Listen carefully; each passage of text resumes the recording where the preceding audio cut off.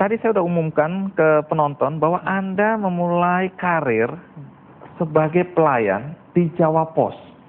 Apa betul Anda dulu pelayan? Iya, saya memang ketika itu bekerja di Jawa Pos memulai dari pesuruh bahkan. Bukan cukup pelayan, tapi sudah pesuruh namanya. Pelayan lebih bagus kelihatannya ya.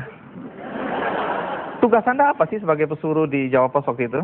Ya, mengerjakan apa saja yang disuruh oleh bos. Kalau bos nyuruh bersihkan lantai, ya kita bersihkan lantai. Kalau bos nyuruh kita bawa minuman, ya kita bawa minuman. Jadi, mengerjakan apa saja yang bisa disuruh oleh bos. Jadi, begitu kira-kira. Pendidikan Anda sebenarnya waktu itu apa sih? Kok Anda jadi pelayan atau pesuruh? Ya, namanya saya orang kampung, ya cukuplah dengan pendidikan SMP. Dan saya sadar pendidikan SMP bisa melakukan apa ketika bekerja di perkantoran. Anda dari kampung mana sih? Saya dari pelosok yang jauh di kota Bunder, di desa Ngelaga, di kecamatan Ngelaga, di Lamongan. Di peta ada itu ya? Di peta Belanda ada. Ya, dan asal tahu aja, dengan kondisi seperti itu lulusan SMP jadi pesuruh, gaji udah pasti tidak cukup. Karena itu Mas Untung ini untuk makan itu harus pakai strategi. Malam itu makannya cuma kolak. Bayangkan bertahun-tahun makan kolak untuk mempertahankan hidup. Tapi bagaimana cerita tentang Untung Soekarti? Ini dia, liputan dari tim Kikendi.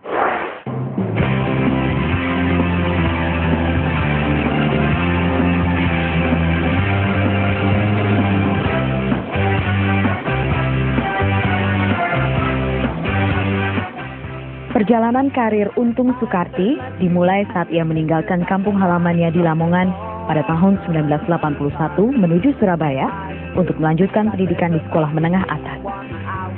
Cita-citanya untuk menjadi seorang guru membuatnya harus bekerja sebagai office boy di harian Jawa Pos Surabaya demi biaya sekolah hingga tamat SMA. Untung pun memutuskan untuk bisa melanjutkan pendidikan di perguruan tinggi.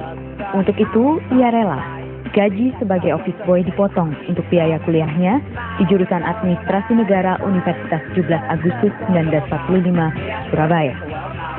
Karirnya meningkat secara perlahan namun pasti. Dari sekedar pelayan kantor, meningkat menjadi staf administrasi iklan, tenaga pengaduan, dan staf redaksi Jawa Pos, hingga staf bagian pemasaran majalah Tempo. Inilah titik perubahan terbesar karir Untung Soekarti. Prinsip untuk tidak pernah menolak tugas dan menjalani secara sungguh-sungguh setiap tanggung jawab membuat karirnya melejit cepat. Selama 2 tahun memimpin pemasaran majalah Tempo, oplah majalah Tempo di Surabaya mengalami peningkatan drastis dari 9.000 menjadi 22.000 eksemplar. Prestasi ini membuat Untung ditugaskan owner harian Jawa Pos Group, Dahlan Iskan, ke Pontianak untuk membenahi harian Akcaya. Harian Akcaya inilah cikal bakal harian Pontianak Pos yang mampu dibenahinya dengan gemilang hingga akhirnya ia menjadi direktur utamanya.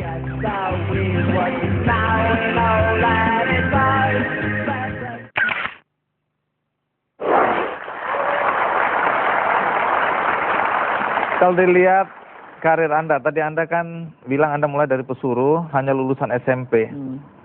Tidak semua anak desa seperti Anda punya keinginan untuk maju. Apa yang ada dalam pikiran Anda ketika Anda dari kampung yang tidak jelas tadi ke Surabaya?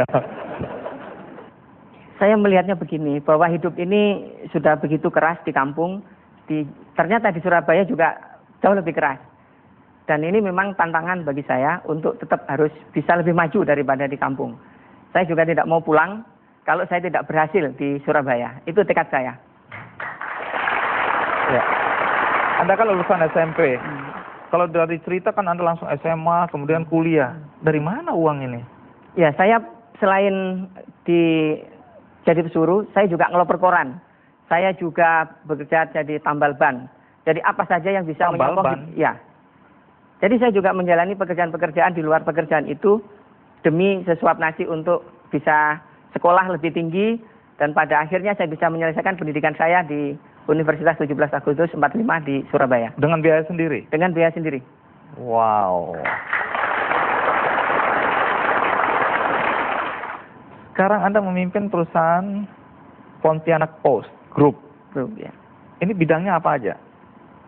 Ya, saya punya Pontianak Post, kemudian berkembang lagi ada 4 anak perusahaan baru, masih tetap di bidang surat kabar. Kemudian ada 1 televisi lokal, kemudian masih ada lagi 1 perusahaan internet, jadi internet service provider. Kemudian yang terakhir ini ada pabrik nanas dan perkebunan nanas.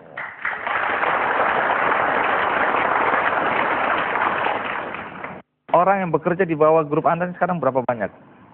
Di non-koran kira-kira ada 5.000 orang sampai 10.000 orang. Tapi yang di koran saja ada kira-kira 1.000 orang lah yang bekerja di koran. Jadi 6.000 orang sekarang di bawah Anda ya? Di bawah seorang pesuruh? Ya. Anda pernah berada di posisi paling bawah? Pesuruh. Sekarang Anda di posisi paling tinggi. Apa sebenarnya prinsip-prinsip hidup Anda dan dalam berkarir sehingga Anda bisa berhasil? Saya tidak pernah menyerah dan saya harus bisa mengerjakan apa yang orang lain tidak bisa kerjakan. Misalnya apa? Misalnya orang bilang tidak mungkin, tapi saya bilang mungkin. Asal ditekuni dengan sungguh-sungguh, tidak ada yang tidak bisa dikerjakan. Biasanya orang sudah kalah kalau dalam pikirannya dia tidak bisa bilang bisa. Tapi kalau orang sudah mengatakan bahwa saya bisa, berarti dia akan menjalani itu dengan sungguh-sungguh. Kuncinya adalah kesungguhan untuk tekun dan tidak pernah menyerah dengan segala jenis tantangan yang dihadapi. Baik, Mas Untung, terima kasih banyak sudah hadir dan berbagi cerita pada kami yang ada di sini. Mudah-mudahan menginspirasi banyak orang ya. Sukses buat Anda.